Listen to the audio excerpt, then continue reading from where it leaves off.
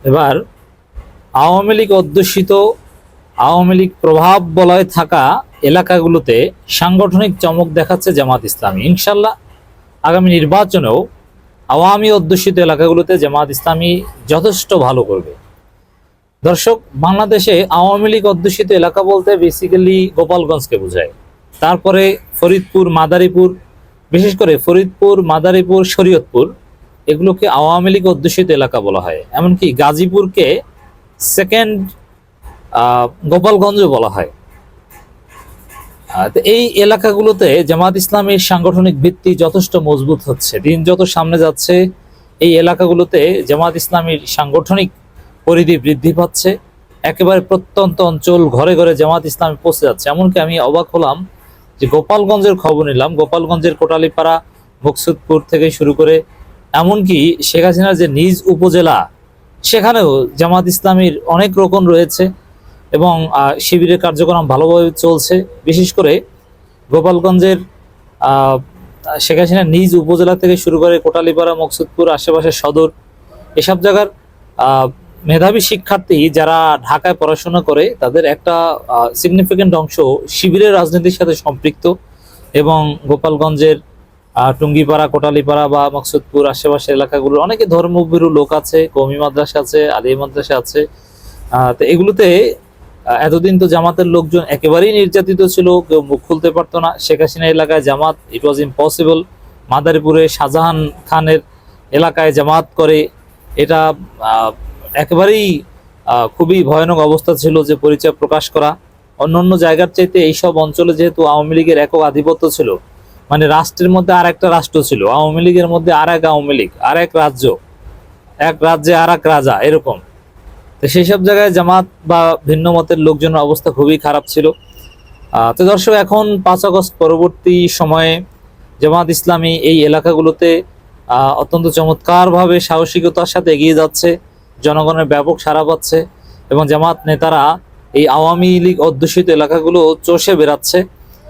এবং যে পরিমাণ লোকজনের উপস্থিতি জামাত ইসলামীর প্রোগ্রামগুলোতে এবং শিবিরের প্রোগ্রামগুলোতে, বিভিন্ন সামাজিক প্রোগ্রাম জামাত শিবির করলেও সেখানেও যে জনগণের সাড়া, জামাত শিবিরের প্রতি জনগণের একটা আগ্রহ, মানে জনগণ অতিষ্ঠ আওয়ামী লীগের মাধ্যমে। এই জন্যে জনগণ এখন বলছে যে আওয়ামী লীগ বিএনপি দেখেছি, এবার জামাত ইসলামীকে দেখতে চাই। আওয়ামী লীগ অধ্যুষিত এলাকাগুলোতেও জনগণের একটা যথেষ্ট সাড়া আমরা দেখতে পাচ্ছি। দর্শক, তারই অংশ হিসাবে মাদারীপুর জেলা জামাত ইসলামীর কর্মী সম্মেলন অনুষ্ঠিত হয়েছে। সেখানে জামাত ইসলামীর সেক্রেটারি জেনারেল নিজে উপস্থিত ছিলেন এবং বিপুল সংখ্যক কর্মীর উপস্থিতি আমরা সেখানে দেখেছি। জামাতের সেক্রেটারি জেনারেল সেখানে চমৎকার কথা বলেছেন। শোষণ ও বৈষম্যহীন কল্যাণ রাষ্ট্র প্রতিষ্ঠার মাধ্যমে ছাত্র জনতার ঋণ পরিশোধ করতে হবে, অধ্যাপক মিয়া গোলাম পরোয়ার। এই মাদারীপুরে বৈষম্যবিরোধী আন্দোলনে শিবিরের লোকজন গুরুত্বপূর্ণ ভূমিকা পালন করেছে এবং শিবিরে অনেকে আহত হয়েছে। বাংলাদেশ জামাত ইসলামের সেক্রেটারি জেনারেল সাবেক এমপি অধ্যাপক মিয়া গোলাম পরোয়ার বলেছেন, দুর্নীতি শোষণমুক্ত কল্যাণ রাষ্ট্র গড়তে হলে আল্লাহ ভীরু লোকদের হাতে দেশের নেতৃত্ব দিতে হবে। আওয়ামী লীগ গত 15 বছর দেশকে গুম খুনের রাজ্যে পরিণত করেছিল। তারা দেশের অর্থ বিদেশে পাচার করেছে, আলেমদেরকে জেলে পুরে হত্যা করেছে। তারা গোটা দেশকে বৃহত্তর কারাগারে পরিণত করেছিল। এই দুঃশাসন থেকে বাঁচার জন্য বিভিন্ন সময় আন্দোলনে সংগ্রাম হয়েছে। অবশেষে জুলাই বিপ্লবের মাধ্যমে এদেশে ছাত্র জনতা ফ্যাসিস্ট শেখ হাসিনা সরকার পতন ঘটে দেশের মানুষকে মুক্ত করেছে। এবং এই মুক্ত করার মধ্য দিয়ে আমরা যেটা বলতে চাই দর্শক, এই শাহজাহান খানের এলাকা, নিক্সন চৌধুরী এলাকা, এই ফরিদপুরের কথা বলি, ওটা ফরিদপুর নিক্সন চৌধুরী কিংবা জাফরুল্লাহ এদের এলাকা নয়, শুধু এই ফরিদপুর আলী হাসান মুজাহিদের এলাকা, শহীদ আব্দুল কাদের মোল্লার এলাকা। অতএব এই 5 আগস্টের মধ্য দিয়ে শাহজাহান খানের এলাকা জামাত শিবির অধ্যুষিত হবে, নিক্সন চৌধুরী এলাকা জামাত শিবির অধ্যুষিত হবে। আলী হাসান মুজাহিদের উত্তরসূরিরা ফরিদপুর মাদারীপুর অঞ্চলে তাদের শক্তি দেখাবে, ঘরে ঘরে পৌঁছে যাবে। তিনি আরো বলেন, ছাত্র জনতা যে স্বপ্ন নিয়ে জীবনের বিনিময়ে দেশকে মুক্ত করেছে, আমাদেরকে সেই স্বপ্ন পূরণ করার জন্য ঐক্যবদ্ধভাবে কাজ করতে হবে। ঐক্যবদ্ধভাবে জাতীয় সরকার প্রতিষ্ঠার মাধ্যমে ছাত্র জনতার ঋণ পরিশোধ করতে হবে। তো এখানে জাতীয় সরকার প্রতিষ্ঠার মাধ্যমে এই কথার অর্থ কি? ইট মিনস জামাত ইসলামী ক্ষমতা আসতে চায় এবং তারা একটা সর্বদলীয় সরকার গড়তে চায়, যেটা হয়তো বা জাতীয় সরকার, যদিও বিএনপিও জাতীয় সরকারের কথা বলছে। তবে জামাতের নেতৃত্বে সেটা হোক, সেটা জামাত চাই, আমরাও চাই।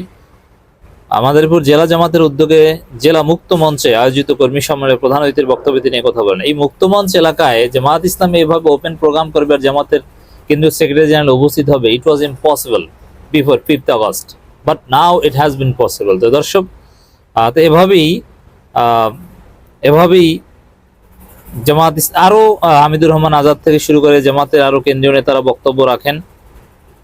তো দর্শক, এভাবে জামাত ইসলামী আওয়ামী লীগ অধ্যুষিত এলাকাগুলোতে ছড়িয়ে পড়বে, সামাজিক প্রতিষ্ঠা লাভ করবে, রাজনৈতিক প্রতিষ্ঠা লাভ করবে।